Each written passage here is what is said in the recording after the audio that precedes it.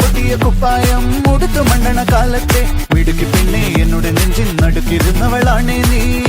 സഹിക്കണോ മുതലാളി? പാറക്കൽ തറവാടെത്തി, ഇറങ്ങാം. എന്നാ ഇവരെ വെച്ച് തന്നെ തുടങ്ങാം. ഇവരെ രണ്ടുപേരെയും ജഡ്ജിങ്ങിനെ കുറിച്ച്. കാവ്യ മാധവൻ ഓർ മഞ്ജു വാര്യർ എന്നുള്ള ചോദ്യത്തിന് ശേഷം ഞാൻ പ്രതീക്ഷിച്ച ചോദ്യം ദിലീപ് ഓർ പൾസർ സുനി എന്നുമല്ലാതിരിക്കുന്നു.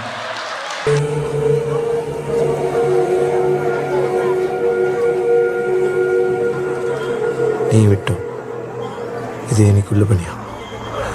കാന്താരി മുളകും ചൊറിയടവും കൂടി നിന്റെ മൂലമറ്റത്ത് തേച്ചിട്ട് ഇടുക്കി വഴി വാതുരുത്തി വരെ തേച്ചിട്ട് നീ നവതാരം കൊണ്ട് ചക്രശ്വാസം വലിക്കണത് കണ്ടി ഞാൻ സോറി എന്ന് പറയുന്നതാണ്.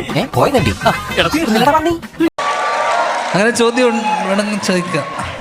തന്നോടല്ലേ പറഞ്ഞു വേണ്ടെന്ന് ചോദിക്കണ്ട. അങ്ങനെ പറയരുത്. ലക്ഷ്മിയുടെയും ശോഭയുടെയും ഇംഗ്ലീഷിൽ തന്നെ ഒരു വ്യത്യാസമുണ്ട്, ശ്രദ്ധിച്ചിട്ടുണ്ടോ?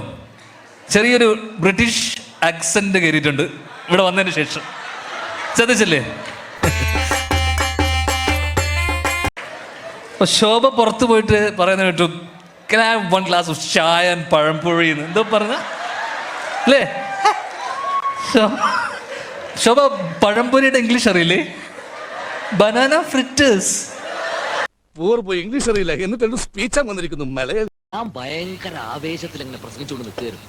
ജനങ്ങളുടെ കയ്യടിയും ബഹളവും കാരണം ആകെ പ്രശ്നം. അച്ഛാ നേര് പറയട്ടെ, എന്റെ ഓരോ വാക്കിനും കയ്യടിയായിരുന്നു. ഇഷ്ടപ്പെട്ടാൽ please like share and subscribe.